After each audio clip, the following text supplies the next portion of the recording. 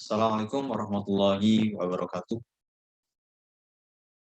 Izin memperkenalkan diri, taruh nama dia Poltekip, Angkatan 55.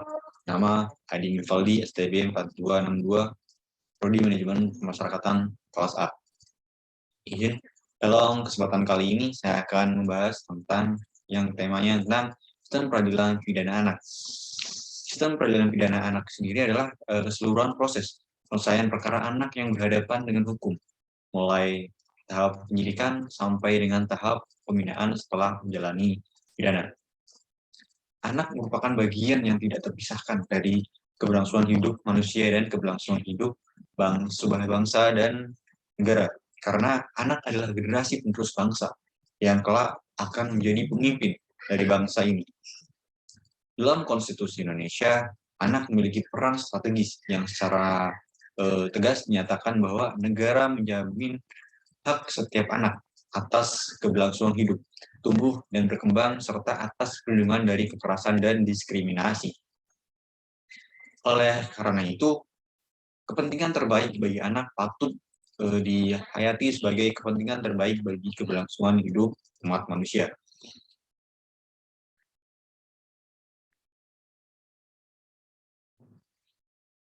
Sebelum membahas lebih lanjut tentang perlindungan anak dalam sistem peradilan pidana anak, saya akan membahas terlebih dahulu tentang definisi dari anak menurut berbagai sumber. Yang pertama, menurut Undang-Undang Nomor 13 Tahun 2003 tentang Ketenagakerjaan Pasal 1 Angka 26, dijelaskan bahwa anak adalah setiap orang yang berumur di bawah 18 tahun. Kemudian dalam Pasal 45 KUHP, anak yang belum dewasa apabila orang tersebut belum berumur 16 tahun. Kemudian dalam Undang-Undang Nomor 35 Tahun 2014 tentang Perlindungan Anak, disebutkan bahwa anak adalah seseorang yang belum berusia 18 tahun, termasuk anak yang masih dalam kandungan.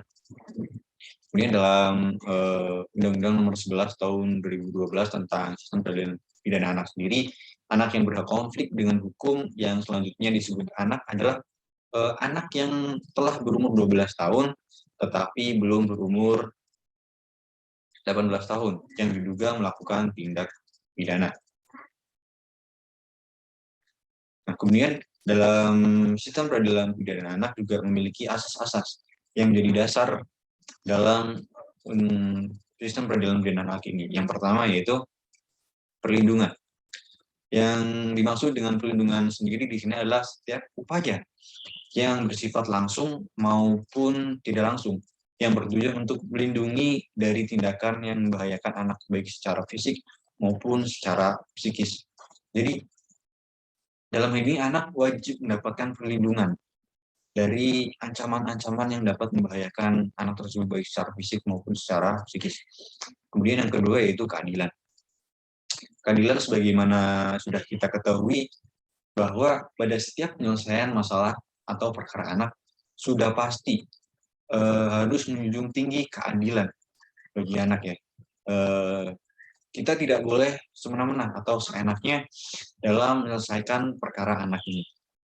Bahkan tidak hanya dalam sistem peradilan pidana saja, dalam sistem peradilan pidana dewasa pun keadilan adalah hal yang harus dijunjung setinggi-tingginya. Kemudian yang ketiga yaitu asas non-diskriminasi. Non-diskriminasi di sini adalah perlakuan yang tidak membedakan anak berdasarkan suku, ras, agama, golongan, jenis kelamin, etika, budaya, dan lain sebagainya. Jadi sudah pasti hal ini sangat penting ya. Dari awal pendidikan sampai pembimbingan anak maka harus dilaksanakan tanpa diskriminasi. Karena anak wajib mendapatkan haknya, wajib mendapatkan kepentingannya tanpa harus diperlakukan secara sama, tanpa membedakan tadi suku, ras, agama, golongan, dan lainnya. Kemudian yang keempat yaitu kepentingan terbaik bagi anak. Sudah pasti hal ini segala macam keputusan yang diambil baik dari tahap pendidikan sampai dengan pembimbingan harus mengutamakan kepentingan terbaik bagi anak. Di mana kelangsungan hidup dan tumbuh kembang anak harus selalu diperhatikan. Karena dalam sistem peradilan pidana anak, kepentingan terbaik bagi anak adalah hal yang sangat penting dan harus diperhatikan. Kemudian yang kelima yaitu penghargaan terhadap pendapat anak. Dalam hal ini, anak harus diberikan haknya, yaitu untuk berpartisipasi dan menyatakan pendapatnya dalam setiap pengambilan keputusan. Apalagi jika hal tersebut kedepannya akan sangat mempengaruhi kehidupan bagi si anak tersebut. Jadi, anak wajib diberikan haknya untuk berpendapat, karena anak juga bertanggung jawab terhadap kehidupan dia sendiri. Kemudian yang keenam, kelangsungan hidup dan tumbuh kembang anak. Kelangsungan hidup dan tumbuh kembang anak sudah merupakan hak yang asasi yang paling dasar yang sudah dimiliki oleh seorang anak, di mana hal ini juga dilindungi oleh negara, pemerintah, bahkan masyarakat. Dalam penyelesaian perkara anak, wajib selalu memperhatikan hal ini, di mana anak merupakan aset bagi negara, bagi bangsa, yang harus tetap dijaga kelangsungan hidup dan tumbuh kembangnya, seperti mendapatkan pendidikan dan rekreasi yang sudah sepantasnya diperoleh oleh anak. Dia yang ketujuh yaitu pembinaan dan pembimbingan anak. Sebelumnya pengertian dari pembinaan dan pembimbingan menurut sistem peradilan pidana anak yaitu pembinaan itu kegiatan untuk meningkatkan kualitas ketakwaan kepada Tuhan Yang Maha Esa, intelektual, sikap dan perilaku, pelatihan keterampilan, profesional, serta kesehatan jasmani dan rohani anak, baik di dalam maupun di luar proses peradilan pidana. Sedangkan pembimbingan yaitu pemberian tuntunan. Tuntunan untuk apa? Untuk tadi meningkatkan kualitas ketakwaan, intelektual, sikap perilaku, pelatihan keterampilan, profesional, kesehatan jasmani dan rohani klien kemasyarakatan. Jadi dalam hal pembinaan dan pembimbingan ini anak wajib mendapatkan hal ini, di mana ketika anak sudah masuk LPKA ataupun ketika anak sudah mendapatkan PB atau CB menjadi klien pemasyarakatan, maka anak wajib mendapatkan pembinaan dan pembimbingan. Kemudian yang kedelapan itu proporsional. Proporsional di sini artinya bahwa setiap perlakuan yang diberikan kepada anak harus selalu memperhatikan batasan keperluan dari anak. Harus juga memperhatikan kondisi dari anak itu sendiri seperti apa, agar perlakuan yang diterima oleh anak sesuai untuk si anak tersebut. Tidak terjadi ketimpangan atau tidak terjadi hal-hal yang dapat merugikan anak terhadap perlakuan yang diberikan kepada anak karena tidak sesuai dengan porsinya. Yang kesembilan yaitu perampasan kemerdekaan dan pemidanaan sebagai upaya terakhir. Dalam sistem peradilan pidana sudah jelaskan bahwa perampasan kemerdekaan dan pemidaan sudah adalah upaya yang terakhir, di mana dalam proses penyidikan sampai pengadilan pun selalu diupayakan diversi untuk anak. Karena dalam menyelesaikan perkara anak, selalu diupayakan kepentingan yang terbaik bagi anak, sebagaimana sudah dijelaskan di atas. Dan perampasan kemerdekaan merupakan jalan penting, jalan yang paling terakhir yang dilakukan dan itu terpaksa demi kepentingan penyelesaian perkara. Kemudian yang 10 dan yang terakhir adalah penghindaran terhadap pembalasan.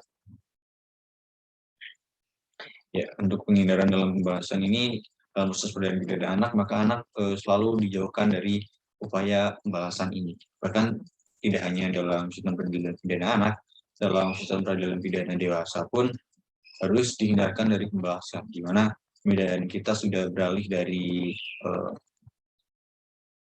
paradigma restitusi menjadi paradigma reintegrasi sosial.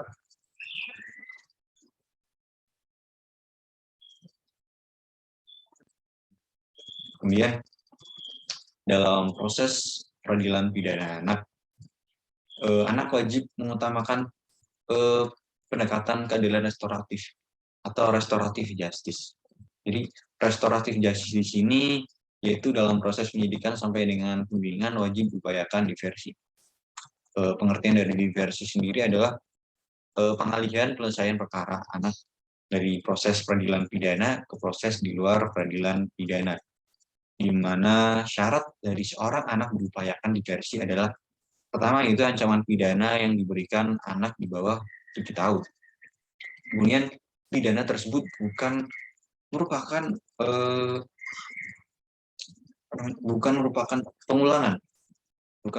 pengulangan tindak pidana. Lalu penyidik, penuntut umum, dan hakim juga wajib memberikan perlindungan khusus bagi anak yang diperiksa karena tindak pidana yang dilakukan dalam situasi darurat. Yang dimaksud perlindungan khusus ini adalah penjatuhan sanksi tanpa pemberatan. Jadi dalam sistem peradilan pidana, jika anak tersebut melakukan hal tersebut dalam kondisi darurat, maka tidak diperbolehkan adanya sanksi tambahan atau sanksi pemberatan.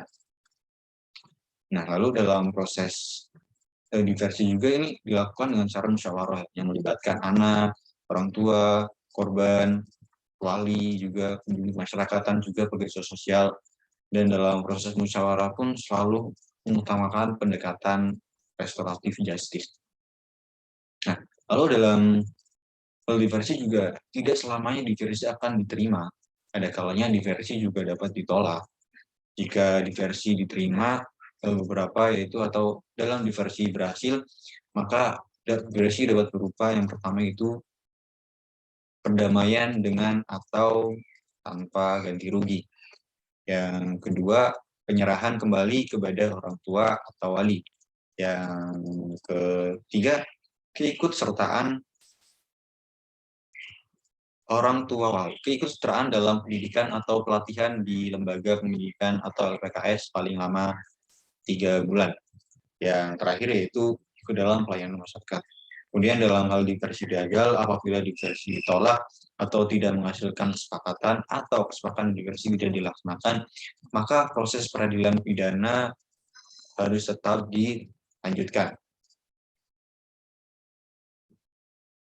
Nah, memang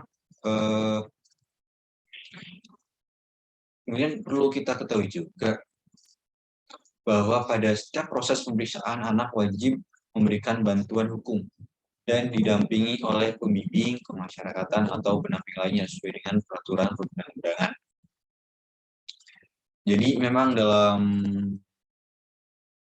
setiap proses peradilan pidana anak ini memiliki kekhususan, mengingat anak merupakan kaum yang rentan, yang memerlukan perlindungan khusus.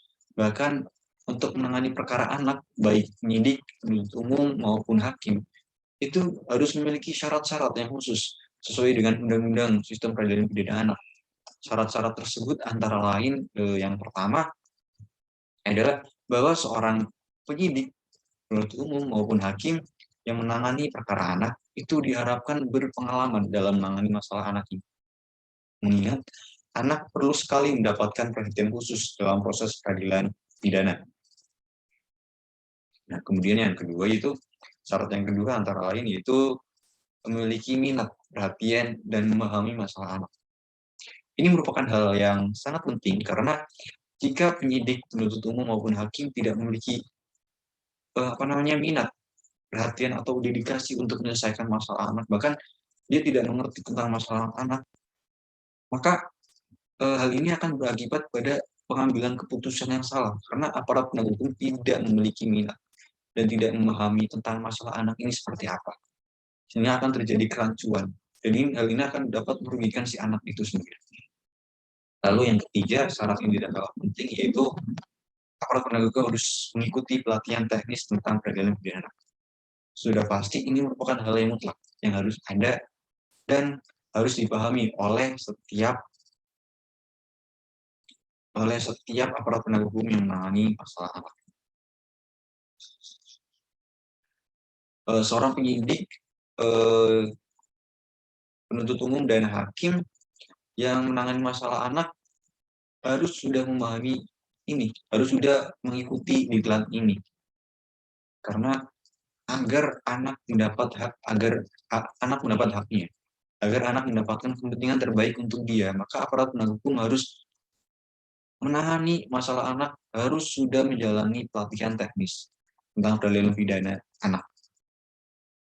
Lalu meskipun sekarang tidak semua aparat penegak hukum sudah melakukan diklat tentang peradilan pidana anak ini, harapannya ke depannya semua aparat penegak hukum sudah memenuhi 3 syarat tadi. agar anak akan mendapat hak-haknya sesuai dengan regulasi yang ada. Anak akan kepentingan anak akan ini yang terbaik bagi anak akan terus dikedepankan agar anak-anak nantinya di masa yang akan datang akan menjadi anak yang baik, anak yang bertanggung jawab dan dapat membanggakan bangsa ini. Ya, mungkin itu yang dapat saya sampaikan. Kurang dan lebihnya saya mohon maaf. Wabillahi taufik wal hidayah. Wassalamualaikum warahmatullahi wabarakatuh.